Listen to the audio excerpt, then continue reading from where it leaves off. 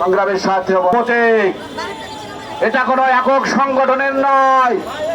আজকের থেকে এই ব্যানার সারা বাংলাদেশের ঐক্যের প্রতীক হিসেবে, যেখানে এই সংখ্যালঘু সম্প্রদায়ের উপর অত্যাচার নির্যাতন হবে, ঐক্যবদ্ধ আন্দোলনের জন্য এই ব্যানারটি ব্যবহার হবে। বন্ধুরা আমার রামকে অবমাননা করা হয়েছে, সেই জন্য আপনাদের কাছে উদাত্ত আহ্বান জানাই, এই রামকে আমরা বাংলাদেশ থেকে আর্জেন্টিনা, ব্রাজিল থেকে ভারত, চীন থেকে নিউজিল্যান্ড, সারা বিশ্বে ছড়িয়ে দিতে চাই। বন্ধুরা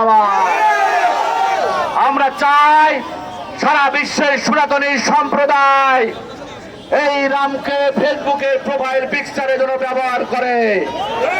আমরা চাই ঋষি সুনাক থেকে তুলসী কাবাট, নরেন্দ্র মোদী থেকে শীতাংশু গুপ্ত, সন্তোষ শর্মা থেকে রানা দাশগুপ্ত, অধ্যাপক হীরেন্দ্রনাথ থেকে সুশান্ত অধিকারী, সবার প্রোফাইল পিকচারে, কোটি কোটি প্রোফাইল পিকচারে একটা ছবি উচ্চারণ হবে, একটা ছবি শুধু দেখা যাবে, জয় শ্রীরামের ছবি। বন্ধুরা এটা আপনাদের কাছে উদাত্ত আহ্বান। আজকে দীর্ঘ 7 দিন গেলেও সরকার কুম্ভকর্ণের মতো ঘুমিয়ে আছে। তারেক রহমান মাননীয় প্রধানমন্ত্রী আপনি বলেছিলেন এই দেশ বাঙালি বাঙালি নৃগোষ্ঠী, হিন্দু মুসলিম বৌদ্ধ খ্রিস্টান সকলের বাংলাদেশ। কিন্তু যখন রাম মন্দির স্থগিত করা হলো এবং আমার রামের প্রতিকৃতিতে জুতো পিটা করা হলো, তখন আপনি কোথায় ছিলেন? ভুলে যাবেন না, এই সনাতনী সম্প্রদায় আপনাকে ভোট দিয়ে প্রধানমন্ত্রী নির্বাচন করেছে। আপনি কুম্ভকর্ণের মতো ঘুমিয়ে আছেন।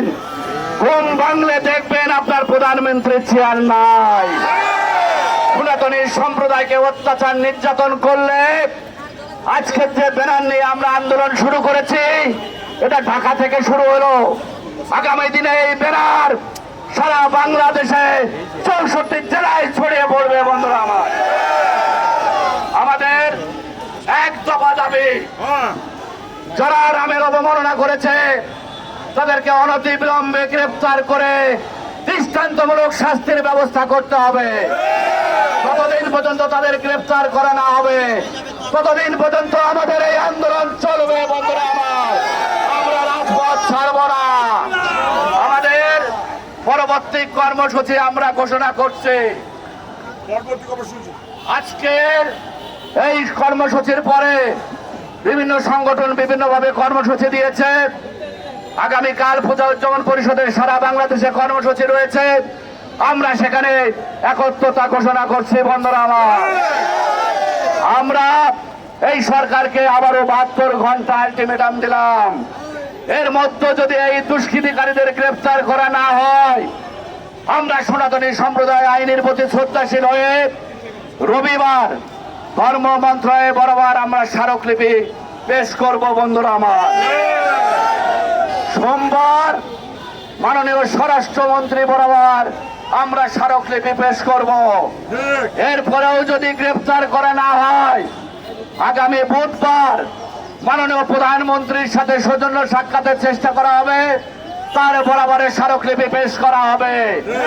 এরপরেও যদি এই দুষ্কৃতিকারীদের গ্রেফতার করা না হয়, আগামী শুক্রবার সারা বাংলাদেশের সকল সংগঠনের সমন্বয়ে এই ব্যানারে মিটিং করে আগামী শনিবার সংবাদ সম্মেলনের মাধ্যমে কঠোর কর্মসূচি ঘোষণা করা হবে। সবাইকে আমাদের সাথে থাকার জন্য ধন্যবাদ জানাচ্ছি। মিছিল শেষ না হওয়া পর্যন্ত আমাদের সাথে থাকবেন।